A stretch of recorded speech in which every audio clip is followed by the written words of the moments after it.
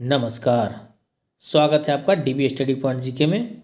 तो आज हम लोग पढ़ेंगे प्राचीन भारत के इतिहास का 5वां पार्ट, महाजनपदों का उदय। तो आइए देखते हैं। इसमें मेरा पहला पॉइंट है कि बुद्ध के जन्म के पूर्व जो था वो 6ठी शताब्दी ईसा पूर्व में भारतवर्ष 16 जनपदों में बटा हुआ था। बहुत ही इंपॉर्टेंट चीज़, 16 जनपदों में जो बटा हुआ था। कब? बुद्ध के जन्म के पूर्व, यानी कि 6ठी शताब्दी के ईसा पूर्व के आसपास मेरा जो है ये भारतवर्ष पूरे 16 जनपदों में बटा हुआ था। और इसकी जानकारी हमें बौद्ध ग्रंथ अंगुत्तर निकाय से मिलती है। अब देखिए उस 16 महाजनपद में कौन कौन है। तो देखिए पहला जो मेरा था वो था, अब देखिए इस तरह देखते हैं कि जो कौन जनपद था उसकी राजधानी कौन थी और उसका क्षेत्र कौन था। तो जनपद जो मेरा अंग था, अंग जनपद की राजधानी कहाँ थी? चंपा।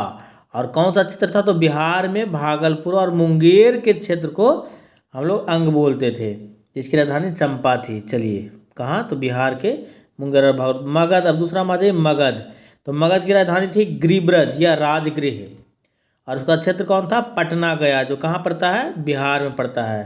फिर देखिए तीसरा में काशी। काशी की राजधानी कहाँ थी? वाराणसी, और ये वाराणसी उत्तर प्रदेश में पड़ता था, आज के आधुनिक जो वाराणसी के क्षेत्र के आसपास था। चलिए नेक्स्ट में आपको है वत्स, जो है वो कौशाम्बी उसकी राजधानी थी, और ये भी उत्तर प्रदेश में कहाँ पड़ता है? इलाहाबाद के आसपास का क्षेत्र आधुनिक में उत्तर प्रदेश में। बज्जी, बज्जी देखिए बज्जी की राजधानी वैशाली, उसी को विदेह या मिथिला भी बोलते हैं।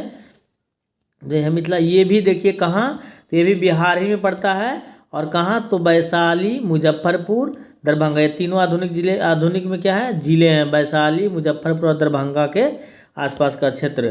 फिर देखिए कौशल, कौशल की राजधानी श्रावस्ती थी, और जो अभी के फिलहाल उत्तर प्रदेश राज्य में पड़ता है। और क्षेत्र कौन था? तो फैजाबाद, गोंडा और बहराइच, उत्तर प्रदेश। चलिए अब देखिए अवंती। तो अवंती कहाँ? अवंती की राजधानी उज्जैन या माहिष्मती थी। इसका क्षेत्र मालवा, जो कि उत्तर प्रदेश मध्य प्रदेश में पड़ता है। चलिए फिर है आपका नेक्स्ट में कि मल्ल। मल्ल जो है आपको, मल्ल की राजधानी कहाँ थी? कुशावती। उसका क्षेत्र क्या था? देवरिया, बस्ती, गोरखपुर, जो कि आज उत्तर प्रदेश में पड़ती है। फिर देखिए पंचाल। पंचाल का जो राजधानी था अहिछत्र और कांपिल्य। पंचाल का 2 राजधानी था, 2 पार्ट में बटा हुआ था। चलिए इसका क्षेत्र कौन है? बरेली, बदायूं, फर्रुखाबाद, जो कि उत्तर प्रदेश में पड़ता है। फिर देखिए चेदी।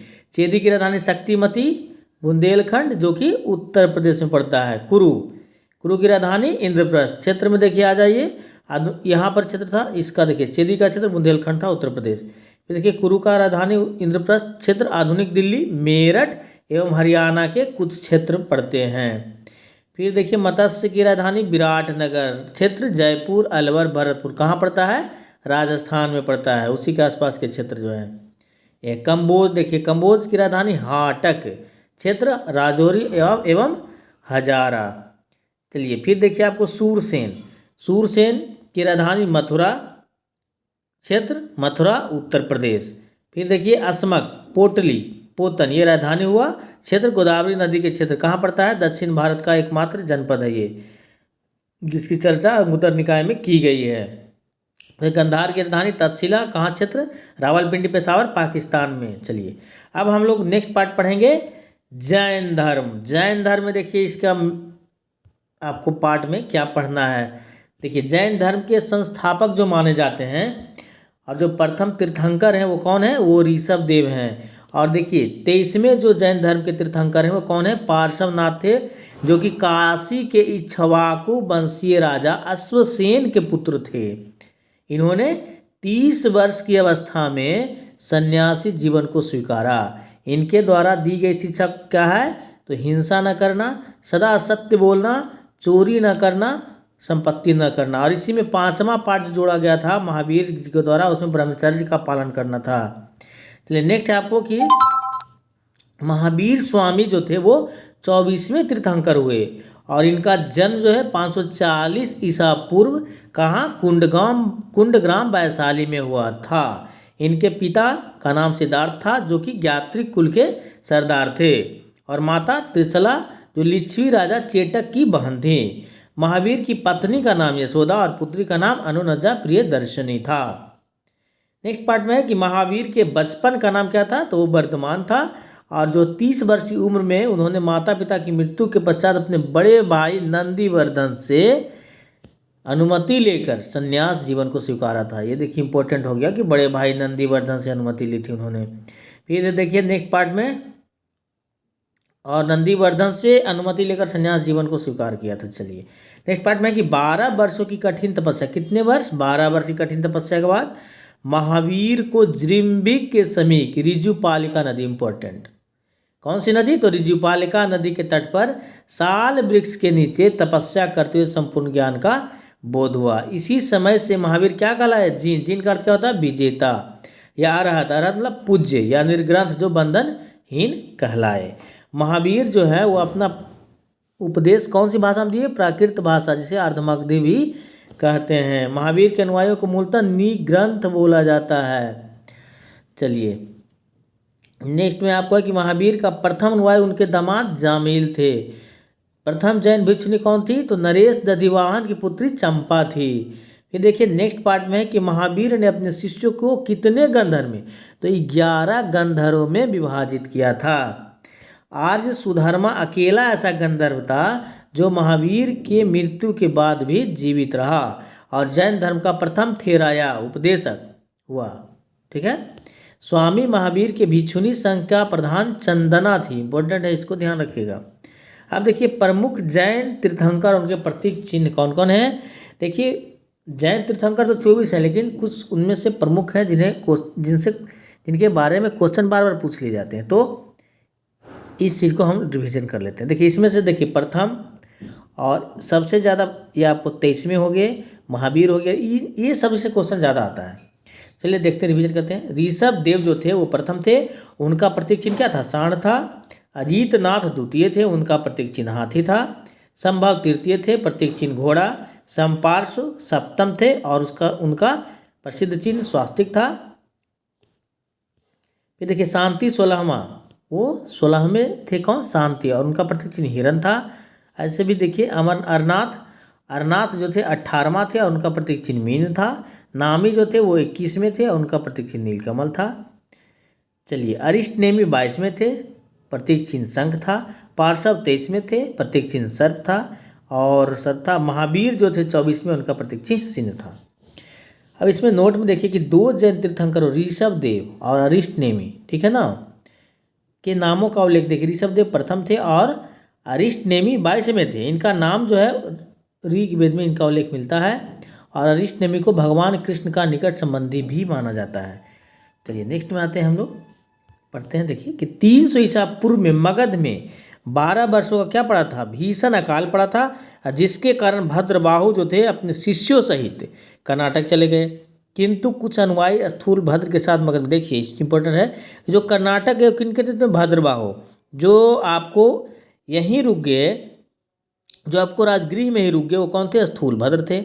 और भद्रबाहु के जब वापस लौटने पर मगध के साधुओं से उनका गहरा मतभेद हो गया, जिसके परिणाम स्वरूप जैन मत श्वेतांबर एवं दिगंबर नामक 2 संप्रदायों में बट गया।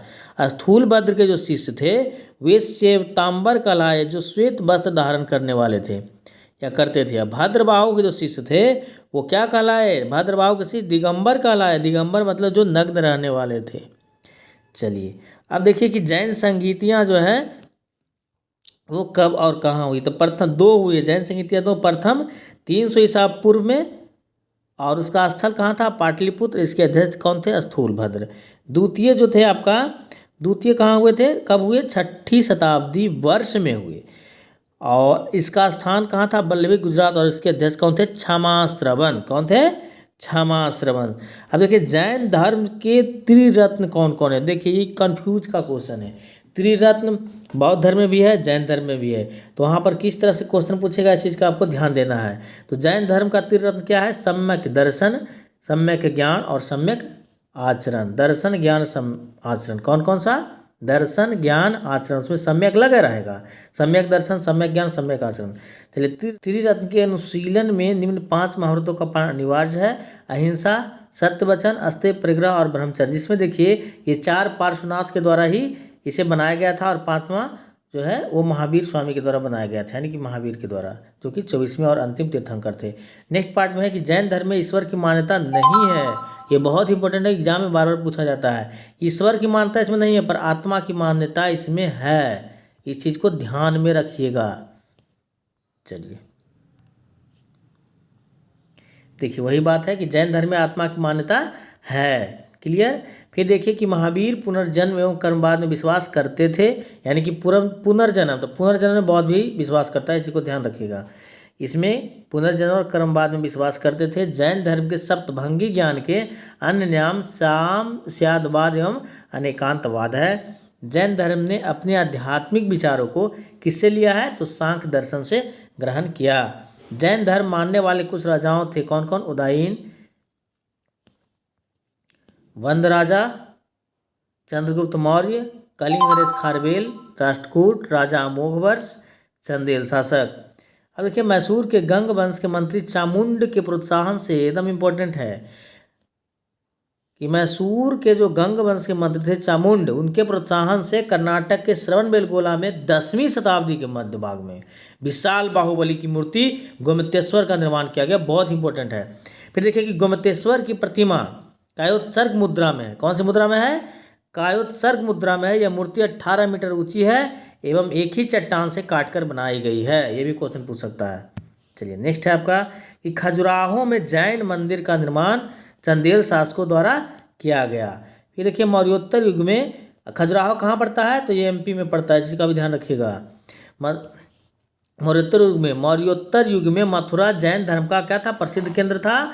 मथुरा कला का संबंध जैन धर्म से है। फिर है आपको कि जैन तीर्थंकरों की जीवनी भद्रबाहु द्वारा रचित कल्प सूत्र में है। कौन सूत्र में है? कल्प सूत्र में। कौन लिखे हैं? तो भद्रबाहु। चलिए नेक्स्ट है आपका कि 72 वर्ष की आयु में महावीर की मृत्यु 468 ईसा पूर्व में बिहार के राज्य पावापुरी राजगीर में हो गई है। फिर देखिए नेक्स्ट में है कि मल्ल राजा सृष्टिपाल के राजप्रसाद में महावीर स्वामी का निर्माण प्राप्त हुआ। मतलब उस समय वहाँ का राजा कौन था? सृष्टिपाल। चलिए तो अब आज का वीडियो यहीं समाप्त करते हैं। जैन धर्म मेरा क्लियर हो चुका है। आगे पढ़ेंगे लोग बौद्ध धर्म। यदि वीडियो अच्छा लगे तो वीडियो को लाइक करें एंड चैनल को सब्सक्राइब जरूर करें। तब तक के लिए थैंक यू। जय हिंद।